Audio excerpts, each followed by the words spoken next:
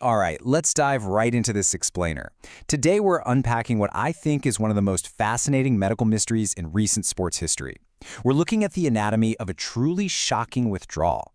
I mean, picture the scene, right? You've got the world's absolute best swimmer, totally at the peak of his physical condition, and then he just suddenly dramatically slams on the brakes right in the middle of a race. It's the kind of moment that makes the entire sports world gasp. But what actually happens beneath the surface? Because the initial headlines, they rarely tell the full story. Today, we're going to use the actual medical data to become biomechanical detectives and figure out exactly what went wrong. So take a mental trip back to June 29, 2026. The setting is the French Swimming Championships. The legendary Léon Marchand is in the water for the 200-meter breaststroke series. And, as usual, he's completely dominating. But then, he just stops. Literally just dramatically slows down, coasts to a 9th-place finish, and immediately withdraws from the finals. It was like watching a high-performance Formula One machine just shut down mid-lap. Naturally, the immediate breaking news that flooded in was that he had suffered an adductor injury. Now, to understand why everyone immediately blamed the adductors, we need a quick anatomy refresher. The adductors are a group of 5 muscles on your inner thigh. You've got the pectineus, the short, long, and great adductors, and the gracilis. Together, they are absolutely crucial for pelvic mobility and stabilization. Think about it. When a swimmer executes that classic breaststroke frog kick, bringing their legs together explosively against the massive resistance of the water, well, these are the exact muscles firing at maximum capacity. So honestly, the initial diagnosis made perfect logical sense to anyone watching poolside. In fact, sports medicine actually has a specific name for this exact vulnerability. It's known as the breaststroke trap, or chronic overload. You see, the massive forces required to go from a wide, flexed position into an explosive adduction and extension, they repeatedly just hammer those inner thigh muscles. Over time, this chronic surcharge creates microtraumas, often leading to tendinopathy or a condition known as pubalgia, which, by the way, is incredibly common among elite breaststrokers. So the medical team's initial assumption?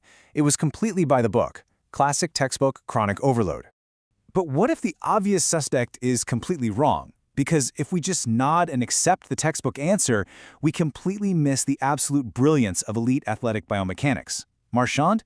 Well, he isn't a textbook swimmer. He is a generational anomaly. So we really have to pause and look deeper into this anatomical puzzle. The actual mechanics of what broke down in the water that day tell a much, much more thrilling story about human physiology. The real answer? It lies in Marchand's unique superpower. His secret weapon isn't just his breaststroke, it's his incredibly deep, exceptionally powerful underwater dolphin kick off the wall. Now, the rules allow for one massive undulating dolphin kick during the underwater phase of the breaststroke, and Marchand weaponizes this better than anyone else on the planet. But here's the catch. This superpower entirely changes the biomechanical math of his body. He is generating forces that standard breaststrokers simply never experience. And that actually brings us to the absolute core focus of our explainer today. There's this fantastic quote from the French medical source material that brilliantly puts it like this: "On ne parle surtout pas d'erreur diagnostique, mais d'alternative diagnostique." Basically, we're absolutely not talking about a diagnostic error, but a diagnostic alternative. I just love this distinction. In the absolute chaos of a major sporting event, initial medical guesses are based on probabilities, right? When you hear hoofbeats, you think horses, not zebras. But when you're dealing with an athlete who has essentially rewritten the laws of hydrodynamics, well, you have to start looking for zebras. It wasn't a mistake by the doctors, it was just a completely alternative mechanical reality. So let's break down this alternative reality by comparing the stresses. With a classic breaststroke kick, a swimmer is isolating and stressing the adductors through that explosive closing of the legs. But when you look at Marchand's dolphin kick, it's a whole different ballgame. He is violently whipping his entire lower body. This requires extreme hip flexion, which is immediately followed by a forced extension against the heavy resistance of the water. He's essentially introducing this really rare double antagonistic strain.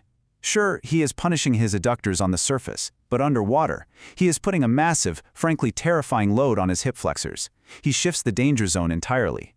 So, who is the true culprit in this medical mystery? It's the rectus femoris. Specifically, he suffered a rare proximal tear of this anterior thigh muscle right up near the hip at what is called the supraacetabular groove.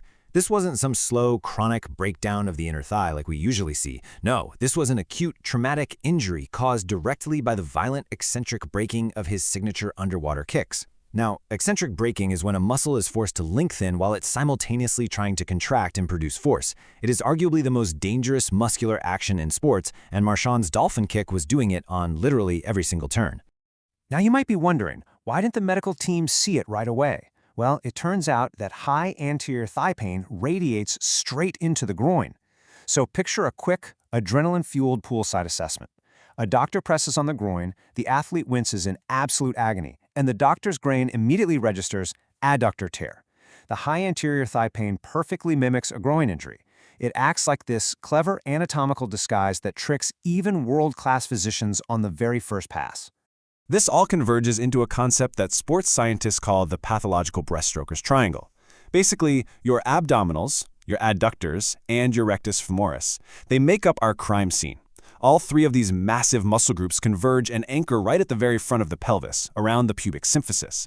And because they all intersect at the exact same bony junction, an injury to any one of them feels like an injury to all of them. They're basically three distinct suspects, all wearing the exact same anatomical disguise.